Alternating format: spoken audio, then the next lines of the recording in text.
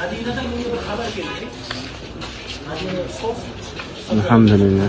Madinadan bir xabar keldi.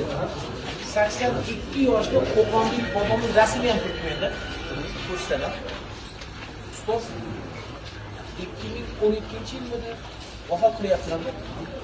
Keyin bir mahali farzandlariga telefon kelyapti, Baqiyaga ko'milyapti-da u kishi. Sahobalarning juvoriga yaqiniga ko'milyaptilar. Telefon kelyapti, ustoz. Telefonda kelingizlar deyapti. O'zi janozalari mashhur dediyu ko'payib ketgan ekan. Butun dunyodan janozalarga xalq kelgan ekan. Keyin borsak deydilar, o'sha masjid ahli chaqirdi, ko'ringlar deb, o'zi odatda boya hozir Imom Malikda aytdik-ku. Ma'lum bir muddat kutiladi, 3 yil ekanda u. Eng ozi 3 yil. 3 yildan keyin ochilar ekan.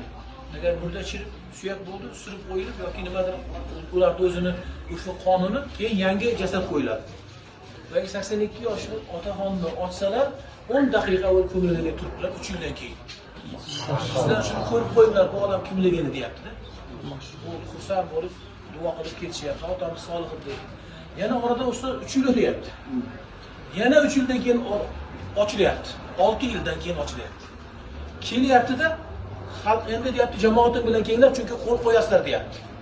Nimaga deyilsa, 6 yildan beri chirimagan zotni endi qiyomatgacha ochilmasin deb qo'ylar ekan Imom Malik o'xshab. O'shanga biz bor rozimiz deb qo'l qo'ydik deydi. O'sha bobomizni ko'zimiz bilan ko'rdik. O'sha bola bilan men internet orqali gaplashdim. Hali bizga yana Alloh Abdusamad degan otamiz shu vaqtida shu Qo'qondan ketgan ekanlar. 6 yildan beri vujud jasad 10 daqiqa avval ko'milgandek turibdi. Nega ekan demaysizmi? Hofizi Qur'on ekan.